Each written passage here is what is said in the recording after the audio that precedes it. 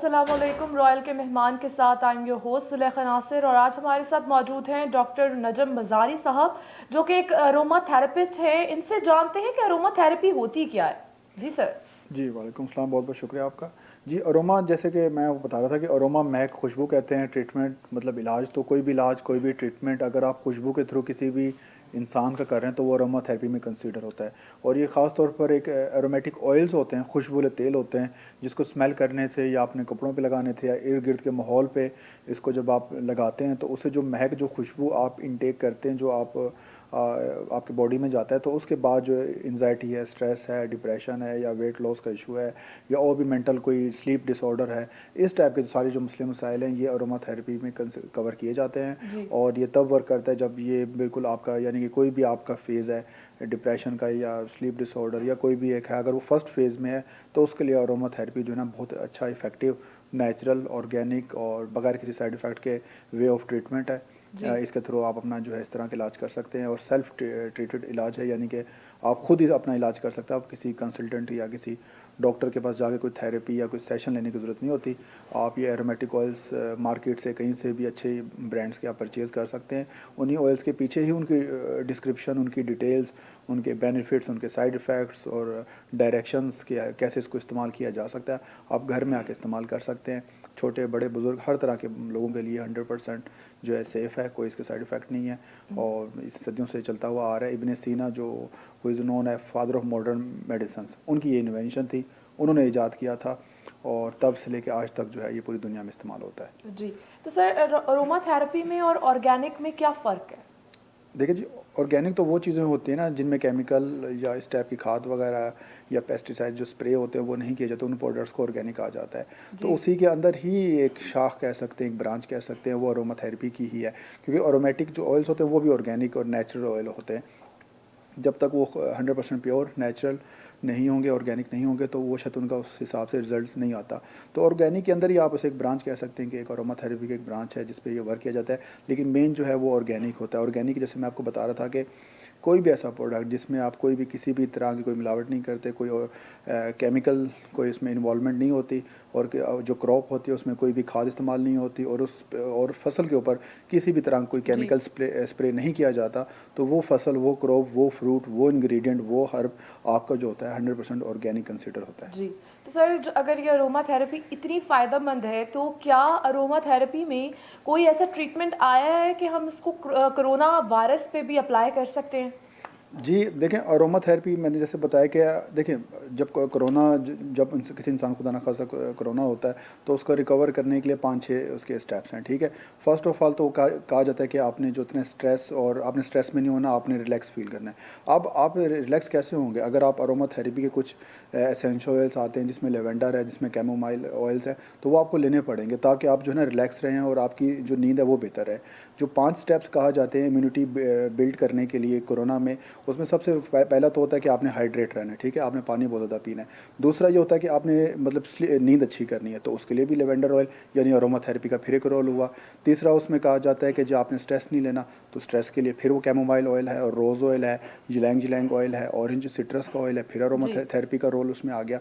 तो इस तरह करके जो है अरोमा थेरेपी का रोल है कोरोना में और इम्यूनिटी बिल्ड में।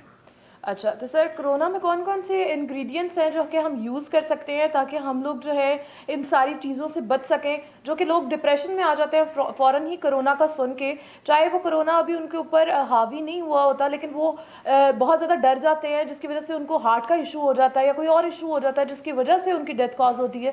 तो कौन कौन से इंग्रेडिएंट्स यूज़ होते हैं ताकि हम बच सकें इनसे।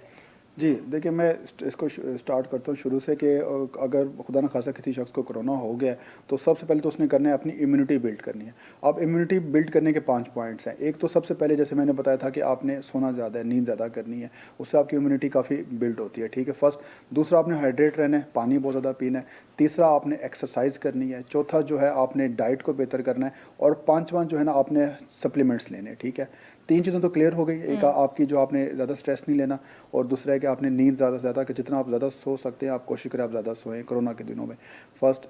तीसरा था आपका हाइड्रेट, यानी कि आपने पानी बहुत ज़्यादा पीना है, रूटीन से ज़्यादा आपने पानी पीना है। अच्छा, जो अब आखिरी 2 पॉइंट्स हैं, नंबर 4 और नंबर 5, एक तो आपकी डाइट आपने इंप्रूव करनी है।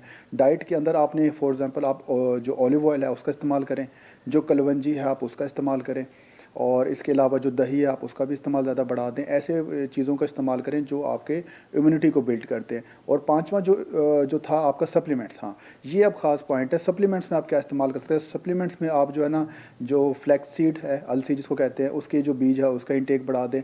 पम्पकिन जिसे कद्दू के बीज कहा जाता है उसका आप इंटेक बढ़ा दें। और जो सबसे जो मेन है वो है मोरिंगा, जिसको उर्दू में स्वांजना कहते हैं। वो भी एक आपका नेचुरल हर्बल सप्लीमेंट है। उसको आप ले सकते हैं पानी में मिक्स करके, या चावलों के ऊपर डाल के, या किसी मीठे के ऊपर स्प्रिंकल करके, या उसकी मार्केट में कैप्सूल्स भी अवेलेबल हैं। अगर क्योंकि वो कड़वा होता है तो बहुत से लोगों को उसका टेस्ट अच्छा नहीं लगता, तो वो आप ले सकते हैं। इसके अलावा विटामिन सी का आप इंटेक बढ़ा दें, विटामिन ई है, और पांचवा जो है आपका जिंक है। तो ये लाजमी नहीं कि सारी चीज़ें होनी चाहिए, इनमें से जो चीज़ें आपको इजीली ऑनलाइन या स्टोर पे अवेलेबल हो आप ले सकते हैं। लाजमी नहीं कि जिन चीज़ों का मैं नाम लिया वो सब होने चाहिए। इन चीज़ों का आप इस्तेमाल करें। और कलवंजी जो है ब्लैक सीड इसको इंग्लिश में कहते हैं, कलवंजी आपको पता है हदीसों में भी उसका जिक्र आया है। तो वो अगर आप साबित खा सकते हैं आप उसका पाउडर बना के खा लें। अगर उसका ऑयल ले लें तो डेली 1 या मैक्सिमम 2 चम्मच आप दिन में उसके जो ऑयल के चम्मच है वो आप पी लिया करें। तो आप देखेंगे, मुझे लगता है कि अगर ये सारी चीज़ों को आप फॉलो करें, इसके बावजूद आपको घबराने की ज़रूरत नहीं है। अगर सारी चीज़ें आप एडवांस में ही पहले ही घर लेके रख दें, और आपको कोरोना नहीं भी है तो भी आप यूज़ कर सकते हैं। लाजमी नहीं कि आपको कोरोना होगा तब आपने चीज़ें लेनी है। जैतून आप वैसे ले लें, और कोशिश करें कि जो चीनी है उसको आप तर्क कर दें और उसकी जगह पे शहद का इस्तेमाल करें। चाय में भी जो है आप चाय के अंदर भी आप शहद का इस्तेमाल करें। कोई भी अगर आप मीठा बना रहे हैं तो उसके अंदर भी आप कोशिश करें कि आप शहद का इस्तेमाल करें। तो मुझे लगता है कि अल्हम्दुलिल्लाह अगर आप इस चीज़ को फॉलो करेंगे तो आप जो है ना इम्यूनिटी आपकी बिल्ड रहेगी, और जिसको कोरोना है वो से निकल जाएगा, और जिसको कोरोना हुआ ही नहीं अल्हम्दुलिल्लाह उसको होगा ही नहीं इससे। जी। तो सर शहद के बारे में कहा जाता है, जो मैंने सुना है कि शहद में भी शुगर होती है, तो क्या ये सही होता है कि डायबिटिक पेशेंट्स के लिए जो है वो शहद इस्तेमाल वो कर सकते हैं? जी देखें, इसमें शायद में भी देखिए शुगर तो ऑफ कोर्स उसमें मिठास तो है, लेकिन ये अगर आप 100% प्योर अगर आप शहद इस्तेमाल करेंगे तो वो आपका जो शुगर लेवल है उस तरह से हाई नहीं करेगा। अगर आपका शुगर लेवल हाई हो रहा है इट्स मीन कि आप जो है ना कोई फेक शहद खा रहे हैं फर्स्ट। अगर आप फिर भी किसी को अगर उसे इशू हो तो मैं स्टीविया लोगों को रिकमेंड करता हूँ। जी। स्टीविया जो होता है एक पत्ता होता है जो कि नेचुरली मीठा है, कुदरती मीठा है, यानी कि उसमें कोई ऐसा चीज़ बाद में कोई सिस्टम प्रोसेस के थ्रू कोई चीज़ ऐड नहीं की गई ड्यूरिंग प्रोडक्शन। वो नेचुरली एक पत्ता है, वो बस मीठा है। तो हम क्या करते हैं, हमारी और भी काफ़ी कंपनीज कर रही हैं, तो उसको पत्ते को ड्राई करके उसको मार्केट में सेल करते हैं, और उसमें कोई कैलोरीज कोई कार्ब्स नहीं है, 0 कैलोरीज 0 कार्ब्स।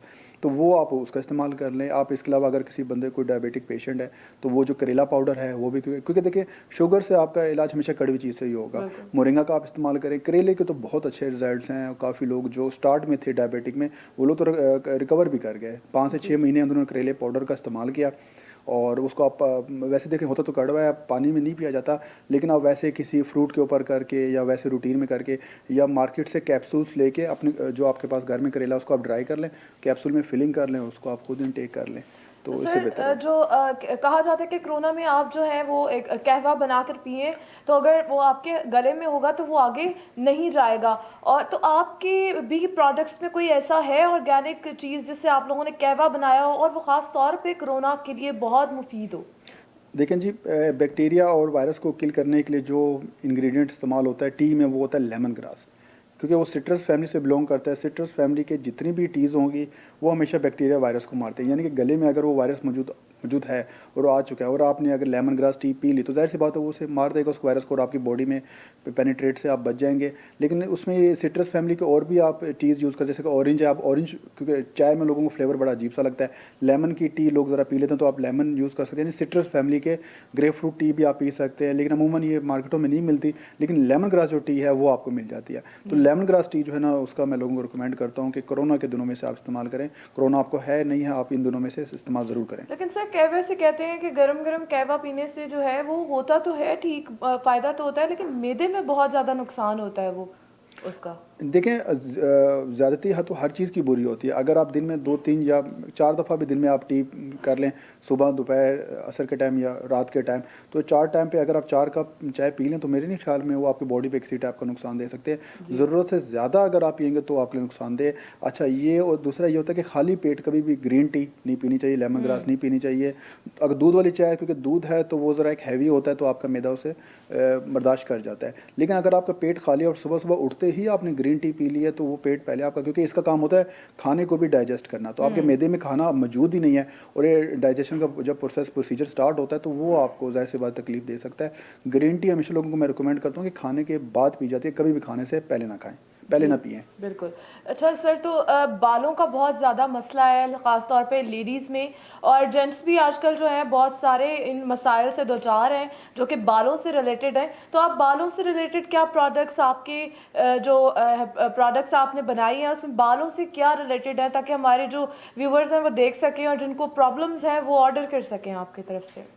जी देखिए, बालों के लिए मैं लोगों को हमेशा 2 इंग्रेडिएंट रिकमेंड करता हूँ। मैं कहता हूँ अगर ये 2 इंग्रेडिएंट आपके घर में है, या अगर आप ये 2 इंग्रेडिएंट यूज़ कर रहे हैं बालों के लिए और एशिया पाकिस्तान में रहते हुए, तो मुझे लगता है इसके अलावा आपको किसी और प्रोडक्ट इंग्रेडिएंट की ज़रूरत होगी। नंबर 1 जो आपका है फेनिग्रीक, जिसको आप उर्दू में मेथी कहते हैं, मेथी जो होता है, और सेकंड जो है आपका प्याज, ऑनियन।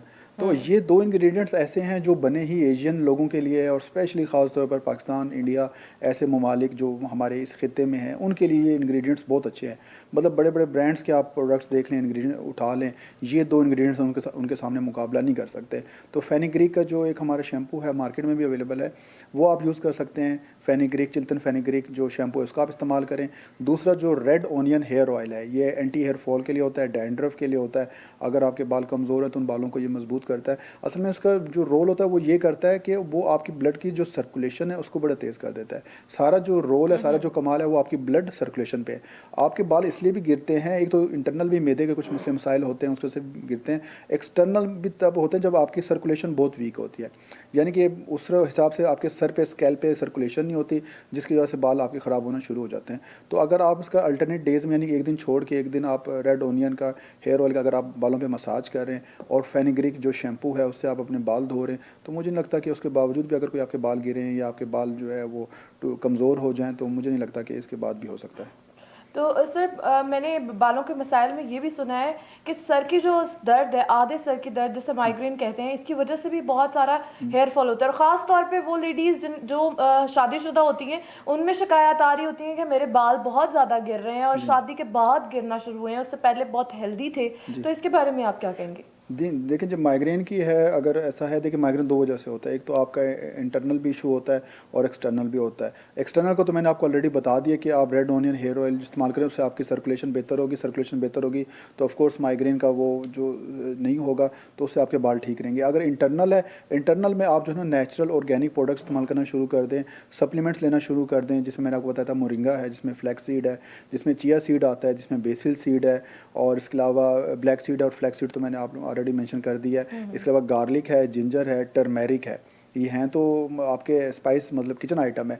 लेकिन अगर ऑर्गेनिक आप हल्दी दूध पी लें, या जिंजर का आप जो, और गार्लिक जो है वो आप खानों में उसका इंटेक ज़्यादा बढ़ा दें, तो मुझे लगता है कि उसके बाद आपको माइग्रेन या सर से रिलेटेड या बॉडी से रिलेटेड कोई भी आपकी ऐसा इशू हो सकता है। जो टर्मेरिक है, जिसको आप उर्दू में हल्दी कहते हैं, ये सबसे ज़बरदस्त इंग्रेडिएंट है। ये आपकी बॉडी को डिटॉक्स कर देता है। डिटॉक्स कर देता है जो भी टॉक्सिन, जो जहरीला मवाद आपकी बॉडी के अंदर होता है, चाहे वो आपके मैदे को डिस्टर्ब कर रहा हो, आपकी किडनी को डिस्टर्ब कर रहा हो, आपके लीवर को डिस्टर्ब कर रहा हो, आपके ब्रेन को डैमेज कर रहा हो। तो जब ये आप ऐसे डिटॉक्स चीज़ें यूज़ करना शुरू कर देंगे, तो सारे जितने भी टॉक्सिन है बॉडी से वो रिलीज़ हो जाएंगे। जब वो रिलीज़ हो जाएंगे तो आपकी बॉडी इंटरनली भी ठीक हो जाएगी, और एक्सटर्नली जो मैंने आपको ऑयल्स बताए आपको उसका इस्तेमाल करें, तो उम्मीद है कि ये जल्द आपको इसका बड़ा अच्छा रिजल्ट नज़र आएगा। जी, बहुत अच्छी बात की है। टर्मरिक के बारे में कहा जाता है कि जो एशिया है इसमें टर्मरिक का इस्तेमाल ज़्यादा किया जाता है, जिसकी वजह से आंतड़ियों का कैंसर जो है यहाँ पर बहुत कम है। तो आप ये प्रोडक्ट्स यूज़ करें, ऑर्गेनिक प्रोडक्ट्स। और हम लोग ब्रेक के बाद दोबारा हाजिर होंगे। एक ब्रेक लेनी है छोटी सी, उसके बाद दोबारा वापस आते हैं।